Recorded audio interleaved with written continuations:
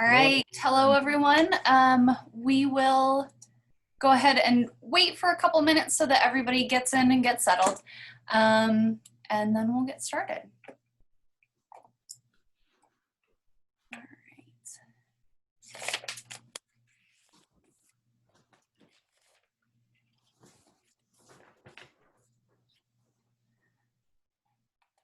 Okay. Just a couple more people, sorry.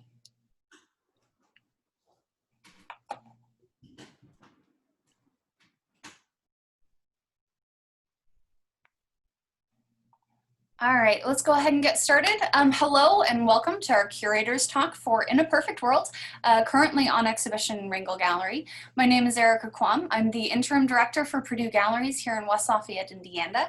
We are recording, so we'll keep you on mute. Please send any questions you have through chat and we'll do a Q&A at the end.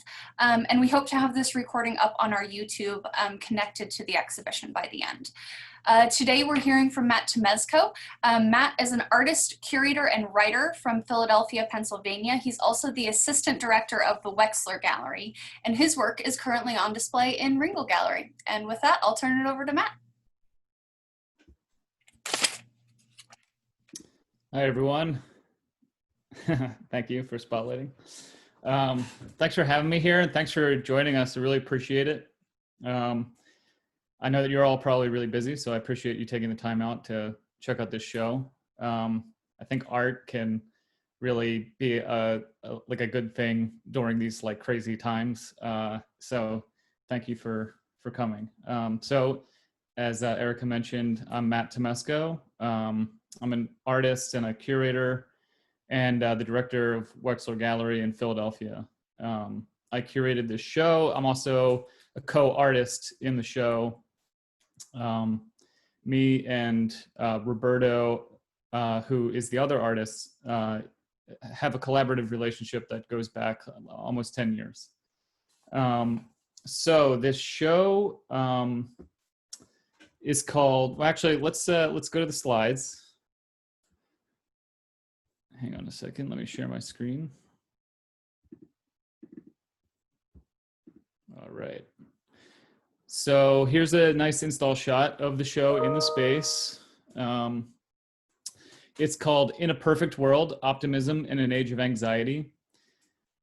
The title is sort of a tongue-in-cheek thing because it's called In a Perfect World. And I feel like that's the opposite of what we're in, and I, this year, like I wanted to like have a title that sort of alluded to the situation where it's like, the phrase is usually used as a way to describe something that is less than ideal, while still like referencing the fact that like it could be something perfect. So it has this like duality. There's an irony there, and it sort of like has this like tension of like acknowledging the imperfectness, but also the ideals that are held within it.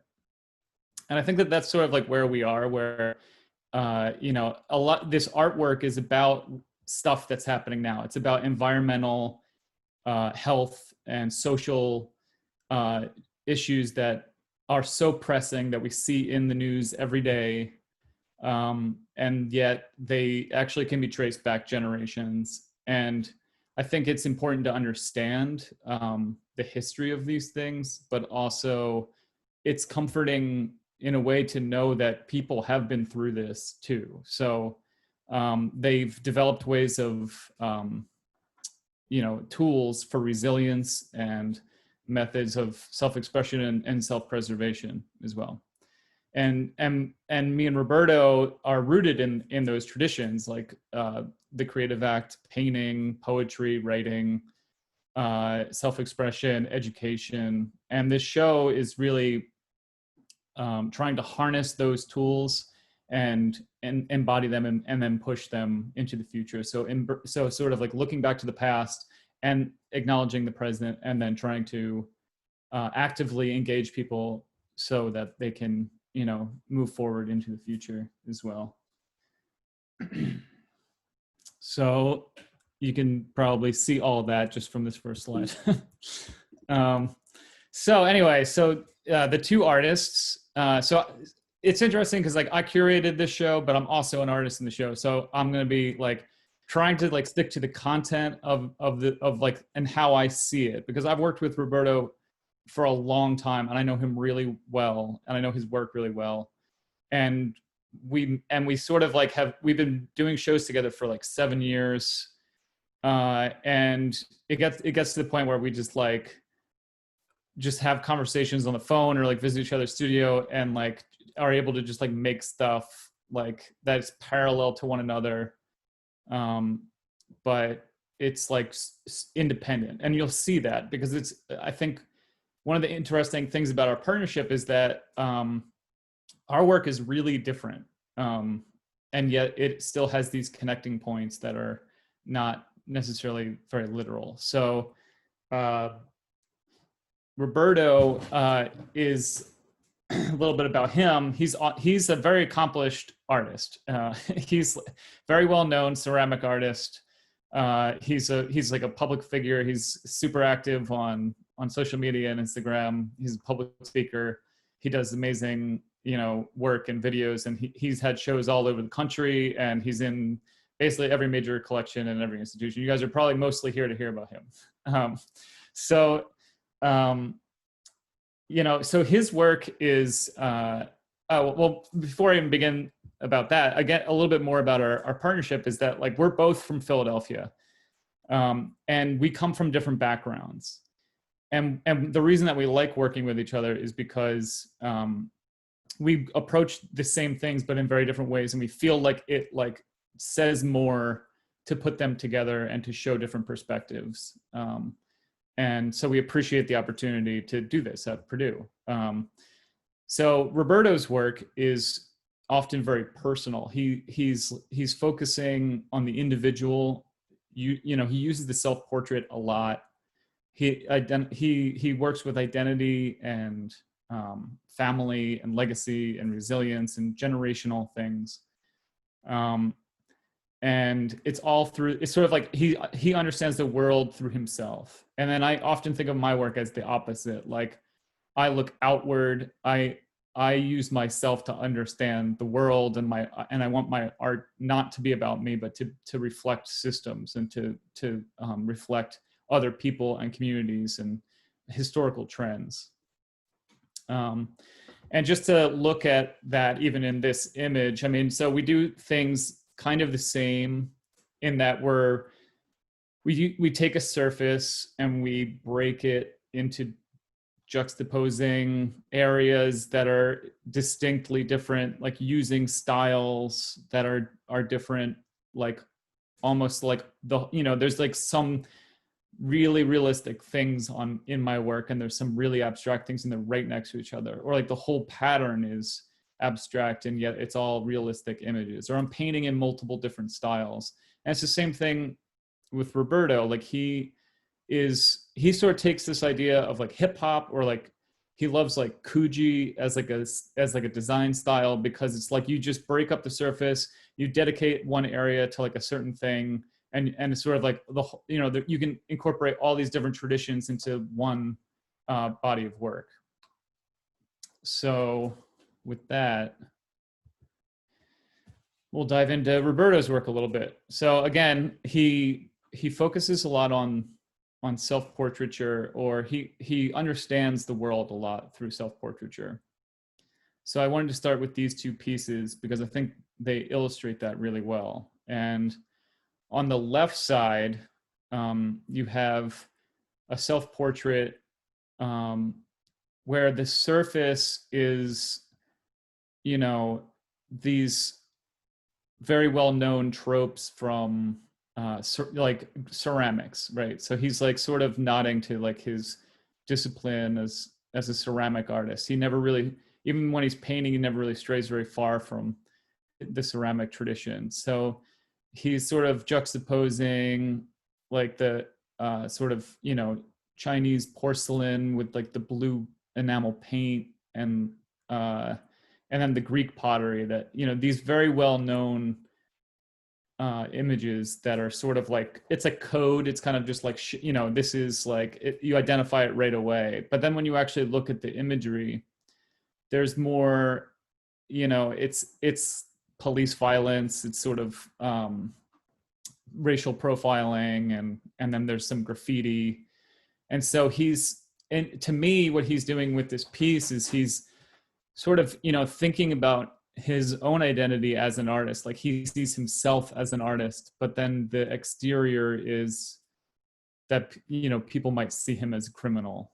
And so it's like there's this duality between the way he sees himself and the way he identifies, and the way that the world would identify him. And I think that was very much his experience growing up in Philadelphia. And he, in this like visual pun, the Greek pottery that's orange and black is also like very reminiscent of a prison uniform.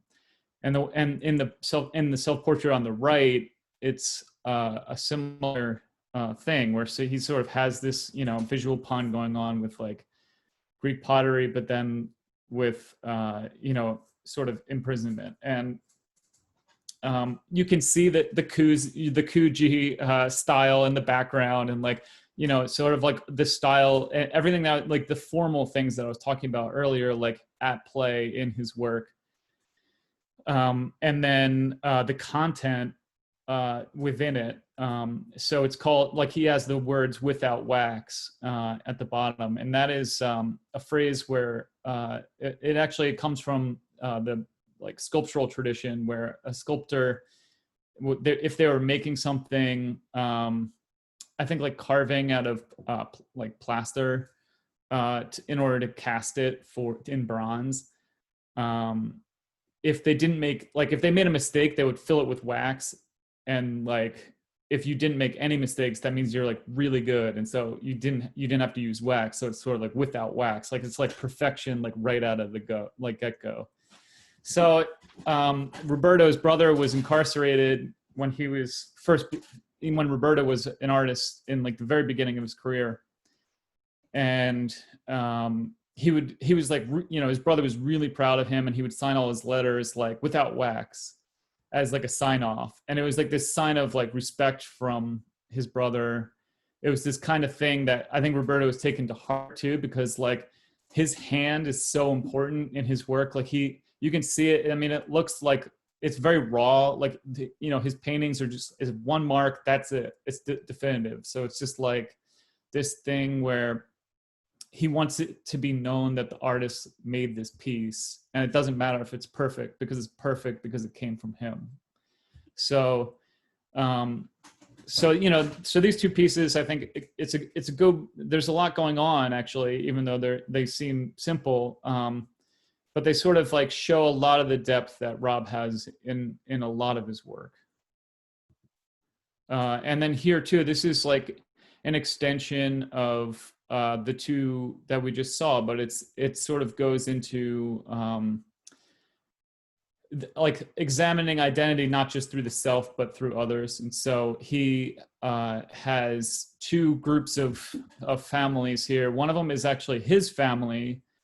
I think one generation removed from Puerto Rico.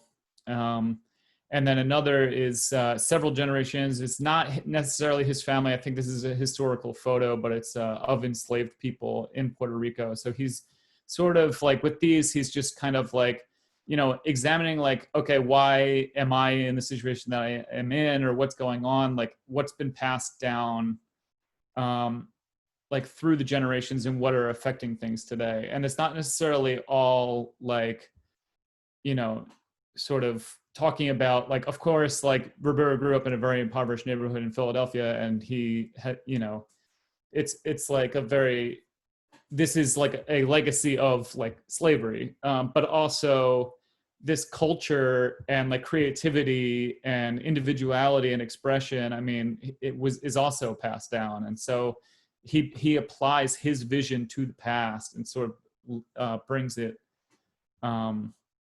into this new light that I don't think we would normally see if we were just looking at like a black and white photograph.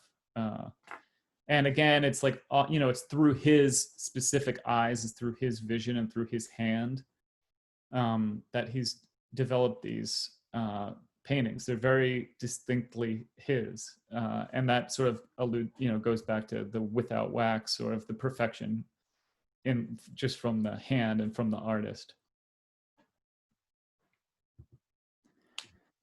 So this is like, a little bit more of what he's like traditionally known for. He works primarily with ceramics, and you can see the connection here formally with the things that I'm talking, I was referring to earlier, where he's sort of like breaking up the area of the surface into distinct things. With these bowls, these are like sort of based on Air Jordans. So it's something that he grew up loving. He still loves them. He still collects sneakers. He's designing sneakers right now. And, so it's sort of like this thing where he's making a connection between decorative pottery that is traditional to European society, and connecting that to like how that's sort of like a way to show off, or it was like a status symbol in like the 18th century.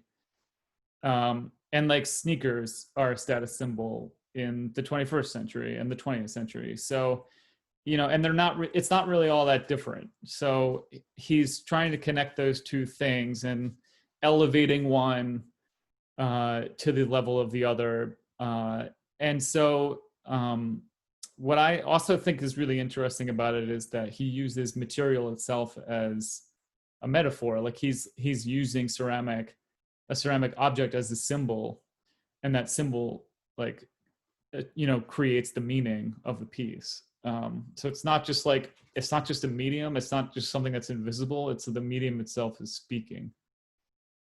So I really like that about his work, and that is something that you can see in these as well. And this is like, this series he began a little over a year ago, and it's like really honing in on all of the things. Like I feel like this is just like Roberto Lugo like boiled down to in essence, because it's not just like a lot of those were sort of abstract or they were self-portraits, but this sort of expands the scope of the portraiture. It achieves that sense of, or one of his main goals is expanding representation, right? So it's like he takes important civil rights leaders and cultural figures and politicians and musicians, hip hop artists,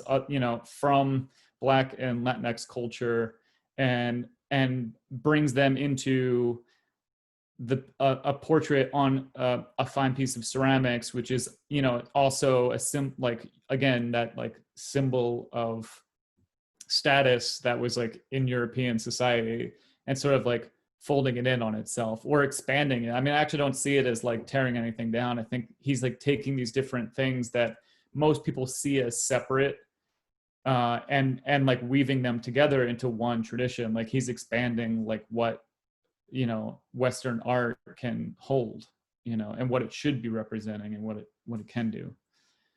And he also uses gun parts that he gets from there's like trade-ins where you can bring your gun in and get money or whatever. I don't know if exactly the ins and outs of it, but like it's a good thing. He gets guns off the street and gets them into Roberto Lugo's hands, and he makes these like ceramics that like have this like interesting juxtaposition where it's sort of like a teapot is something that is like usually it's like you sitting down with somebody having a cup of tea talking, like, and then there's like this whole this like it's like turning like gun violence like inside out.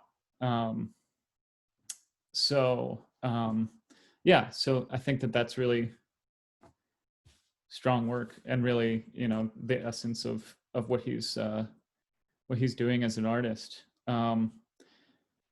So then the connection here I also work with materials as metaphor, and a lot of the a lot of the compositional formal elements are similar as well. I mean, the space is broken up into distinct areas and forms a design, and then those different areas can just be completely different things, and they all sort of like come together to say, or to build the meaning of the piece. My work is far less didactic than Roberto and more open-ended. I sort of see it as like this unending series of questions and just trying to understand the nature of things, and more finding unusual connections between things in order to just understand relationships, I suppose. So these two pieces, they hold a lot of the themes that are in the rest of my work for the rest of the show. So it's a good introduction to it. But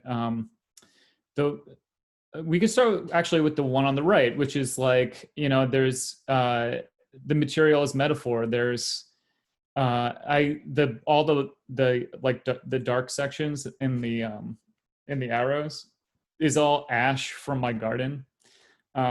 I had a huge garden in quarantine this year, and I made a big bonfire and burned it, and then I laid down like thick acrylic with no pigment in it, and sort of filled it with ash. And the imagery obviously is sort of like flourishing fruit and flowers, and this is actually like just like a symmetrical composition where if you actually just took one block, it's just a curved line, and if you repeat it in all different directions, like I like to do that. I like to find something really simple that just like builds a composition almost like mathematically, but then also it has these like contradictory, it's like this up and down arrow. And so that with like the fruit and then the ash is like the beginning and the end.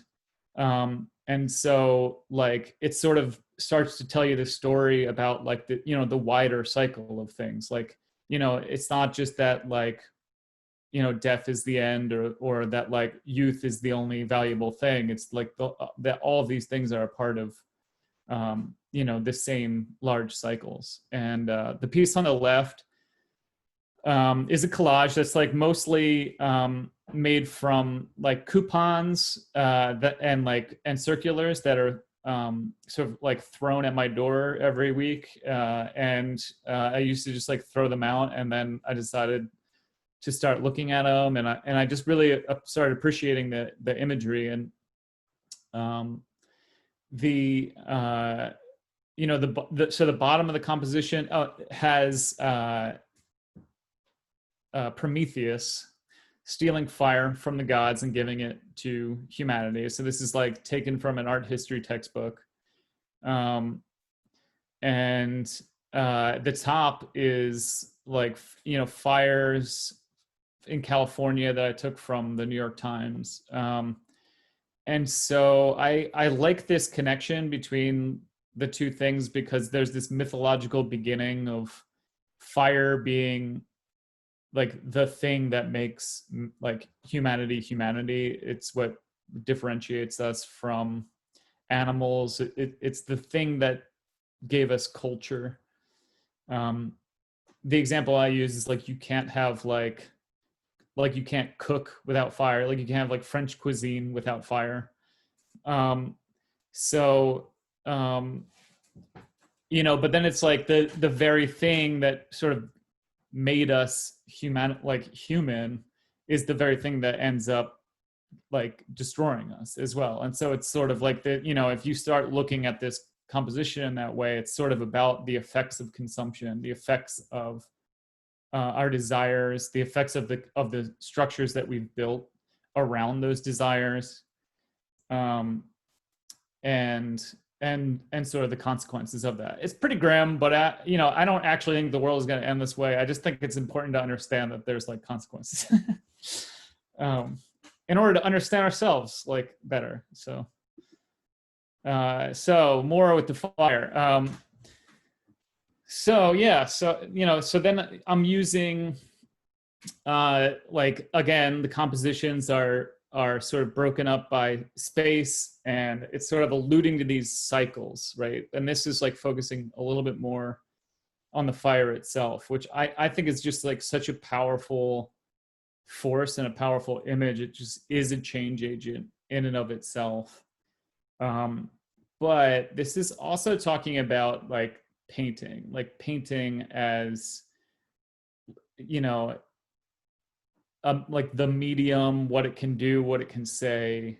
And the one on the left, like I think it's inspired by a lot of the like protests and stuff that have been happening this year. And in Philadelphia, they've like, I mean, there's protests happening right now. And a lot of the language of that is spray paint and fire. And I think, you know, some people can see that as like property damage. And but I think that like what I am really drawn to is that it's this thing that really has such a powerful message involved. Like fire is this like change agent in and of itself. Like it's the end of something. It's bringing something new afterwards, definitively. And spray paint is so direct and so clear, and it's used to send a message. And I think about in Richmond, like the Confederate monuments that are completely covered in graffiti at this point, and it is like such a beautiful sculpture to me. That's like it's just like I mean I really hope they keep it that way, because it's just like unbelievably powerful. And so this is like this is a painting that's sort of just examining those mediums and like that force and that the capacity for those things to do those things. And the one on the right is like really focusing in on the fire, but it also has this sense of what can paint do, because really like it's this photorealistic look at fire, but it's also kind of just like an abstract painting. Like, so it's like the act of creation and the act of destruction totally completely linked in one piece. And so sort of just pointing out how connected that is. This work is pretty large, and there's a lot of detail, but it's, this again, sort of like Roberto's teapots, like this does all of the above. Like it has coupons, it has, it's about consumption, it's about the promise of plenty that is sort of, marketed like through those things. It's also a true celebration of the beauty of that like bounty, I think, because like what I love about those coupons and the things that you see like all over like Philadelphia, like in the markets, they'll just be like posters of produce.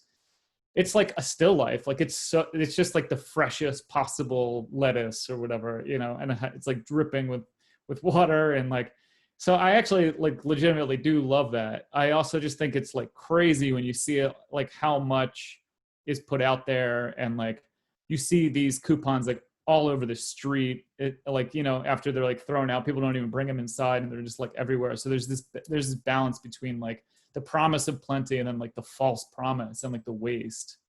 So it has these differing directions, like these sort of like the other piece is sort of like an arrow going one way, an arrow going the other. I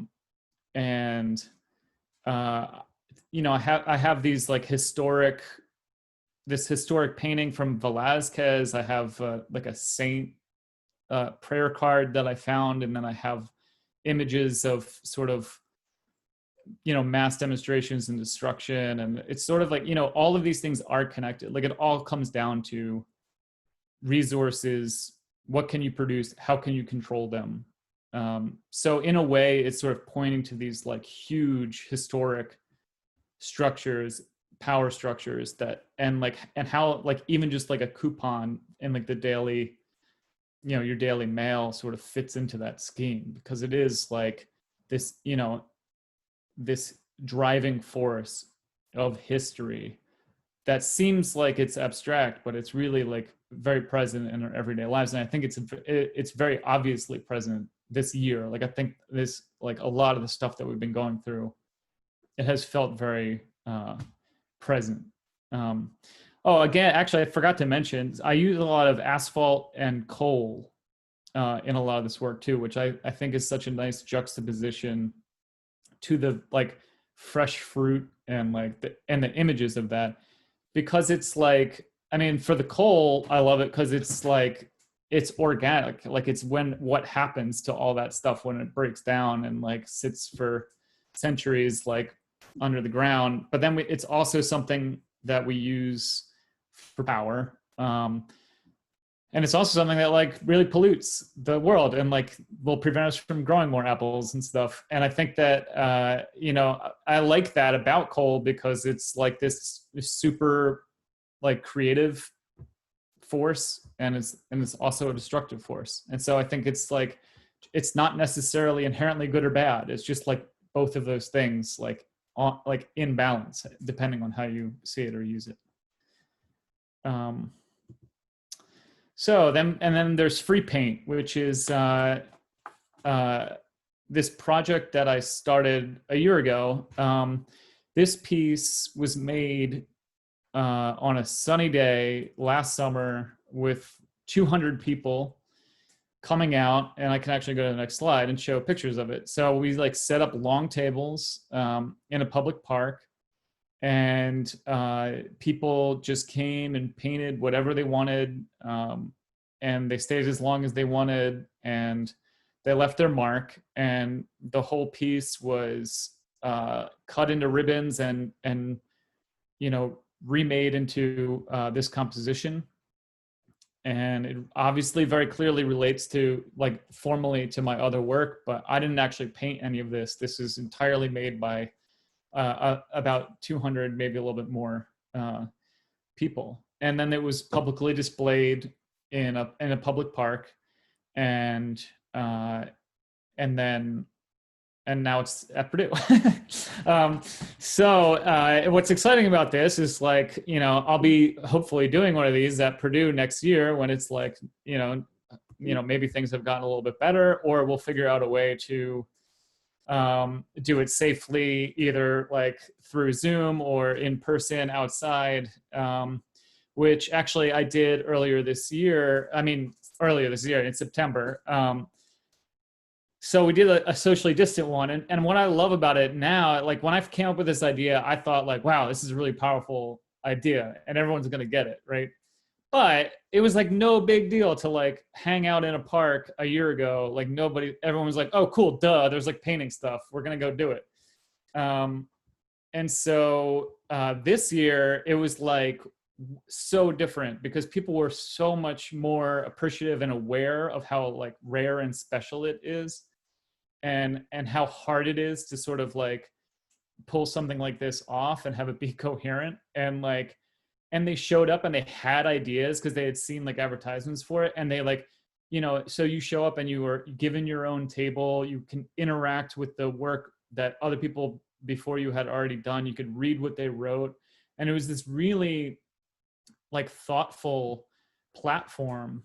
And so it's really changed in this time for the better, I think. I mean, not that the other one is bad, but it's just that it's gotten more depth to it. And I'm actually tomorrow I'm installing these. I made a series of murals that are going to be next to a public park, and we actually painted it like on this street, just like down a little bit. So this will be there like, you know, until it rots or whatever, in like 25 years. So, you know, and it's like, it captures this time. And that's the reason I wanted to do it too, because like, you know, they feel so like hard right now. And a lot of people were saying that like when we were doing this, like, it just was like, this virus kind of feels like so inhuman because it forces us to go against our nature and not be around one another, not be social creatures. And so like, even now, like we were able to do something together, and we found a way to do it. And then this is a testament to that. Now, whether or not like people 25 years from now will have any appreciation of like of that like is yet to be seen. But I mean, I think it's just like, you know, here it is a testament to the human spirit and ingenuity and like what is possible even despite you know, all of the obstacles. So it brings us back to the installation at Purdue, and I hope you know, my talk has expanded your understanding and possible appreciation of the work, and you could maybe see some of those like elements that might not be so obvious, like maybe you could see that in the work now. And I encourage you to stop by and check it out, and if you haven't already. But yeah, and thank you, Erica. You did a great job installing it. Everything looks really cool, and I love like seeing the work like next to each other. I mean, it's kind of amazing, like sometimes like how like me and Roberto, especially now, like we weren't really able to see each other that much. We were working like distinctly and differently, and yet like the work just like has this, and it's so different too. Like it's not like we're like, okay, cool, we're both going to do a self-portrait and like compare them. It's like there's just somehow this like connection between the two things, visually, even if the elements are completely different. So anyway, with that, should we open it up to like if anybody has any questions or anything to say? Or yeah, if anybody has any questions, please go ahead and type it in chat, or you're more than welcome to unmute yourself and ask.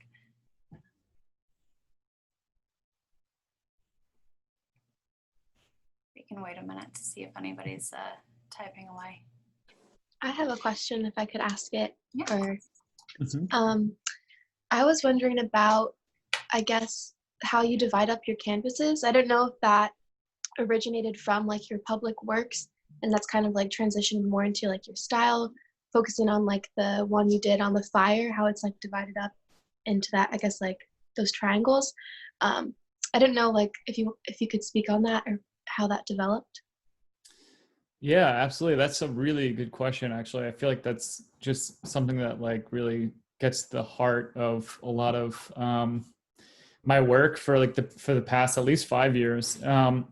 So I came from my public work. So I used to kind of see them as like two different things, but like more and more they're just like the same. And so it started with this project that I did 4 years ago for the Democratic National Convention. And I did a painting that went down this Broad Street in Philadelphia, which is like the main, like it's like Main Street that like runs through Center City. It runs through the whole city.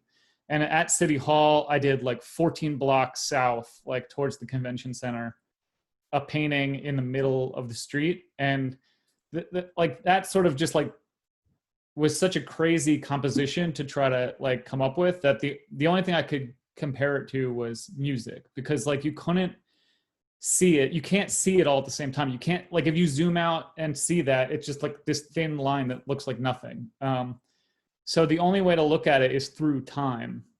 And so I decided like, and like music is the same thing. Like you can't just like look at a symphony and like get it all at once. Like you have to like listen to it. And so I started thinking about composition that way, because like all composition, even small compositions, like, because it's just space and it's time, and it's about how people experience it, like from the beginning, like their first impression, and then what they start to notice, and then what like dawns on them after that, or what becomes like, you know, after that. So it's just like, I don't know how or why, like it was just like something that was just like and I just thought, wow, that's really interesting, and I want to explore it. And I like having these small paintings that are really like eye-catching, but then there's a lot of subtlety to it. And it really, I mean, it just comes from that idea of connecting music and time and space with painting, which is like weird, but. Any other questions?